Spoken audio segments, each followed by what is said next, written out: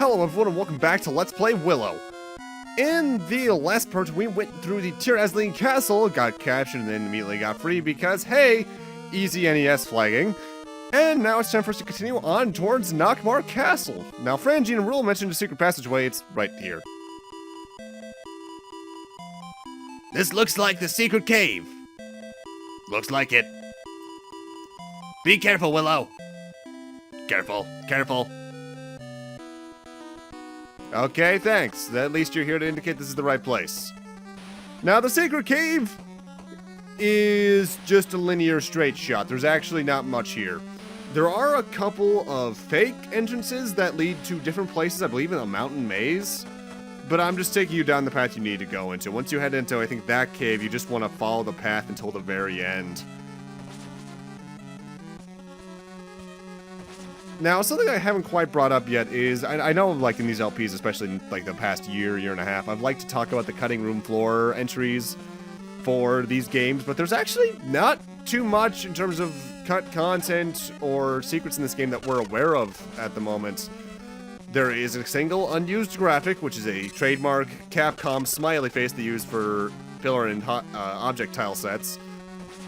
There's also a debug mode in the game that you can access either by a Game Genie code or disabling some flag in the game otherwise. It's relatively standard debug mode stuff. You can warp all over the place, and because of it, you can beat the game in about 3 minutes. But here we have the Fury Shield, the best shield in the game. The shield that is cursed by anger and hatred. Friendly sounding. It's not that much better than the Battle Shield, but still worth getting, plus it looks cool. Even though it's not like the graphics on Willow changes. Though I do appreciate that if you have a shield or sword not equipped, it's not on his sprite, period. I don't know why, I just find that really nice. Not many games that aren't Zelda do that kind of detail. I guess Dragon Quest I did as well, but that's about it. I think even the future Dragon Quests, you usually had a sword on your sprite by default. Or model, should the case be, since I believe you start 8 with the sword, 11 you start with the sword. 10's an MMO, so I don't know how that game goes, plus I don't think it was ever made stateside. 9, I think you start with the sword. I have not played 9 in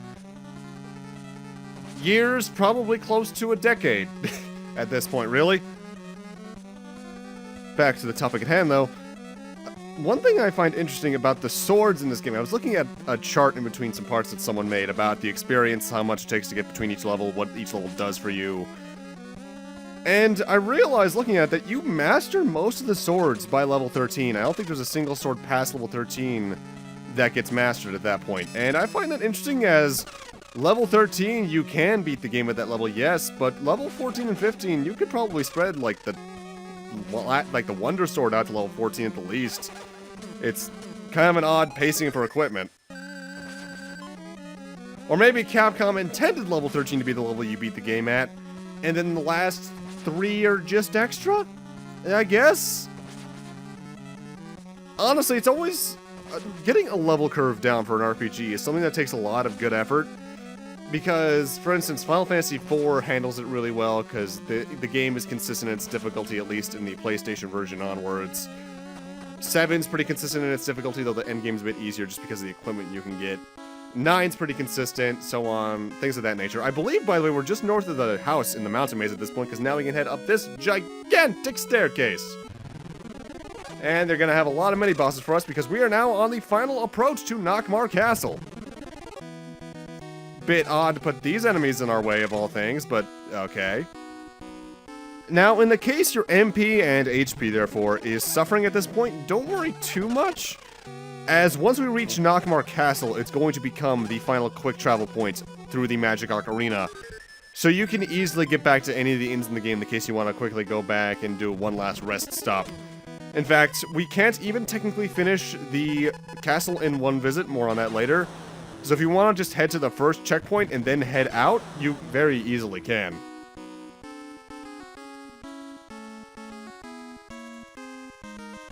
And if you can't tell by the fact I'm just using lightning at this point, I am beyond done with most of the random encounters in this game. God, that feels good, though. Getting a spell like Thunder is always a good feeling. I can't collect that for whatever reason. Okay. Sometimes the collision in this game is a bit wacky. I think technically speaking, he considers anything below me an unobtainable field, as you can never walk down there, so there's no point to add collision down there. Something, I don't know. It's the closest thing I can do to logicking it out. Don't head left in any of these breaks, by the way, they're just dead ends. And I believe on this next screen we're gonna have... No, it's the next screen. I don't recall because these screens all look the damn same. Here we are. This is the stairs to Nockmaar Castle. Got one last climb because I guess they had to. Oh, hello there, knight. What are you doing here? This is not a place for the likes of you. For the likes of me, huh? Well, what about the likes of a monster? Oh no, a monster! That is the only time you need to use the Spectre spell in the game. I've heard you can just wait around, but I've never tried it myself. But this is Nockmaar Castle. I love the dungeon theme here. For right now, though, our goal is to head all the way west and all the way south to meet an NPC. Most of the enemies here, by the way, are just powered up versions of everything else you've seen throughout the game. There are no more new enemies moving forward outside of the final bosses. You look familiar. I'm Aban, a warrior of the Eagle Clan. Why do you have my wing sword? Oh, a Deke must have given it to you. Now I can put my strength behind my sword.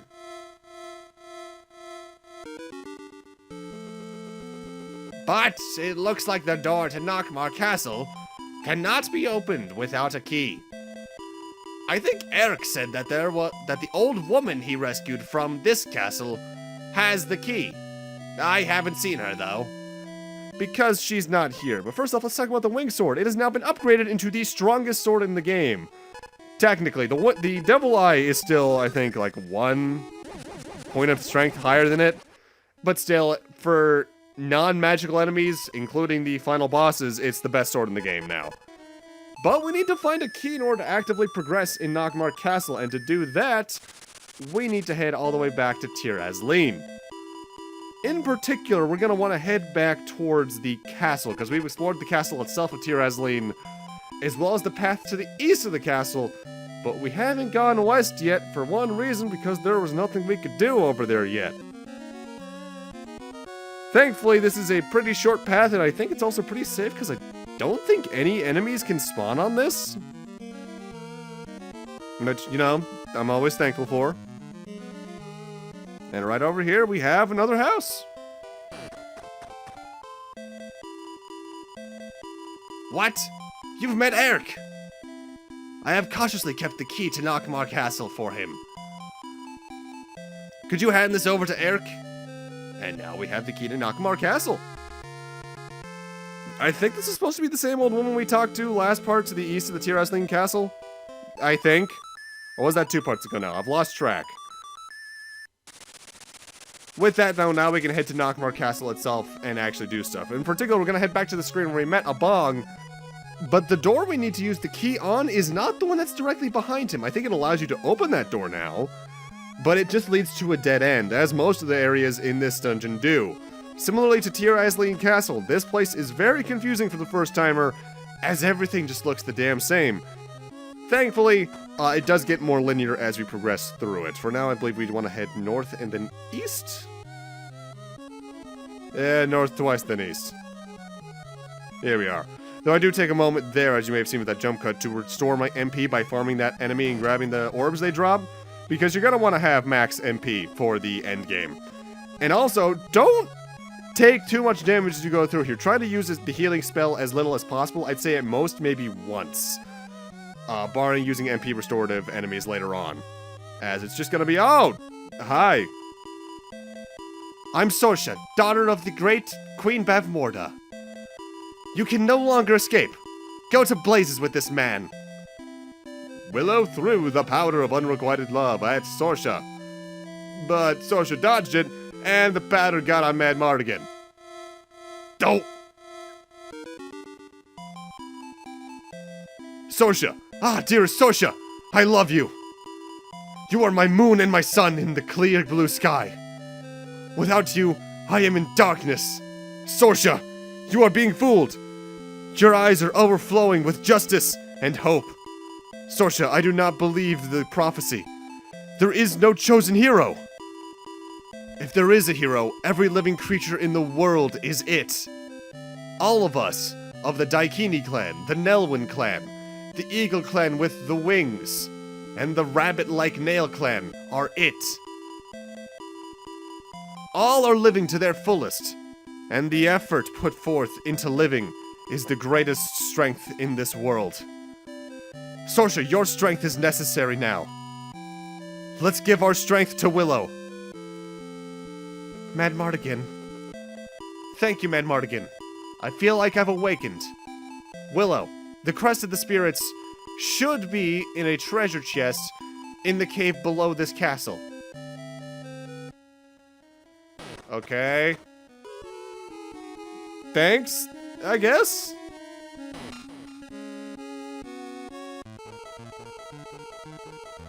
Youngster! It's too late. I've already given the crest of the spirits to Bavmoda. Alright, time for the hardest boss in the game. This is Kael. Or Kael, I'm not actually sure how it's supposed to be pronounced. I can't remember how they pronounce it in the movie off the top of my head. And he's essentially just a larger version of the knight enemies from Tir Asleen Castle in this castle. But his attacks are a lot more aggressive. And he hurts a lot more. Additionally, don't try to go to his sides or behind him, as he'll just charge immediately into you and you'll take a lot of damage. Just be patient, wait for his attack volleys to end, and try to hit him between his attacks. It's possible to do this fight without getting hit, it's just really hard as his attack speed is kind of ridiculous.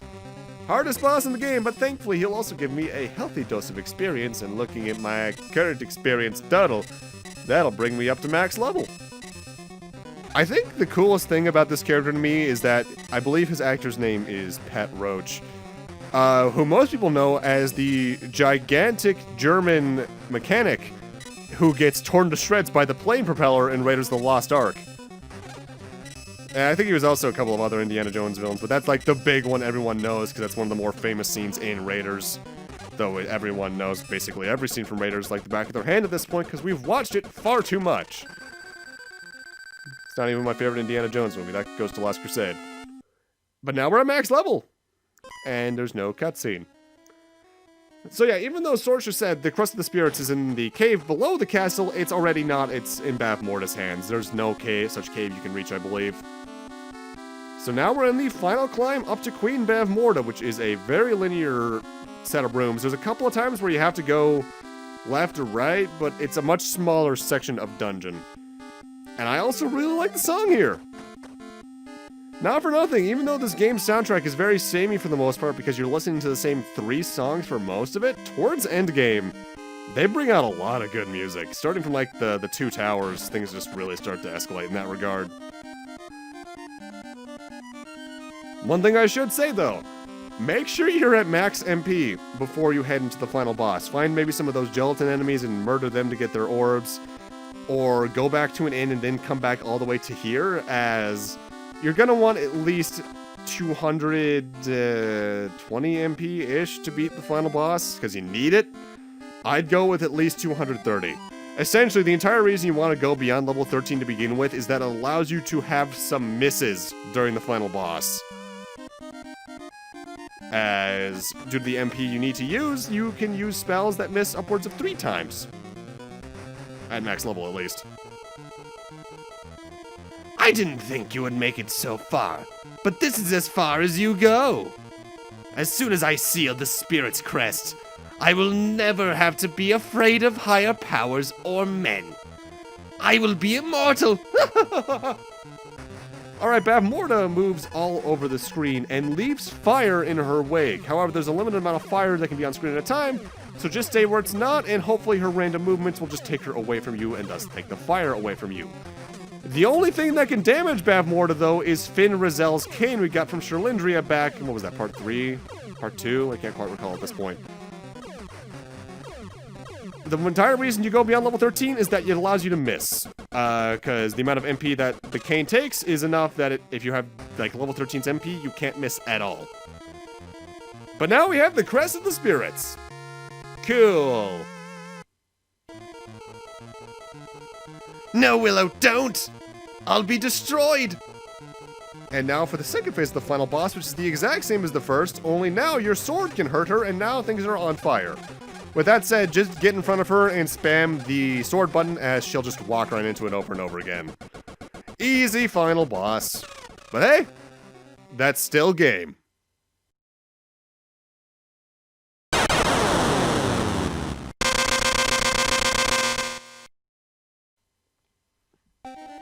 And so ended Bavmoda, the messenger of the skies, who cut ties entirely with the spirits of the skies.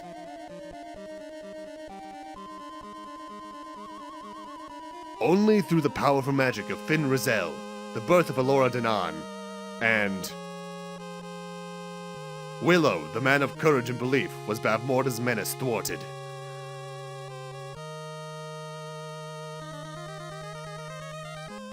The Sprit of the Skies brought Bavmoda back to the sky. The people chose Elora Danan as their queen and lived happily, wishing for her wealth and happiness. And that's Willow! It's a charming little game. It's better than most licensed games on the NES and Super Nintendo, I'll tell you that, especially movie-based licensed games. God, that took enough tries to get out.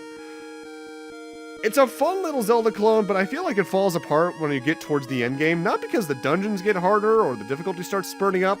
I just think the required level curve is a bit ridiculous for the amount of EXP enemies give you through the game.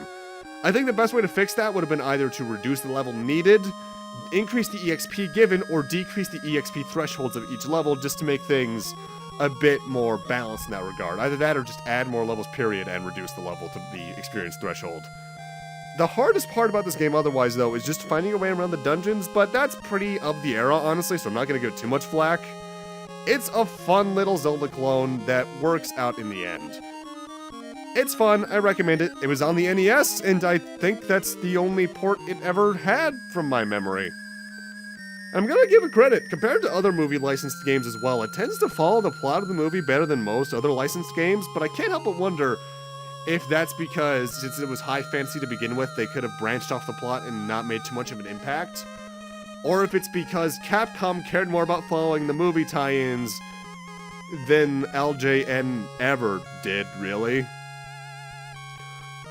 Also, I really like the detail on this castle here. I don't know why. And the ending screen here is one of those where to do anything else with the game, you need to either reset the console or power it off. Again, pretty of the era. But with that, I'm going to need to end this off here. Thank you guys for watching. Have a great night, take care, and I'll see you guys next Let's Play, whatever that may be. See you guys then.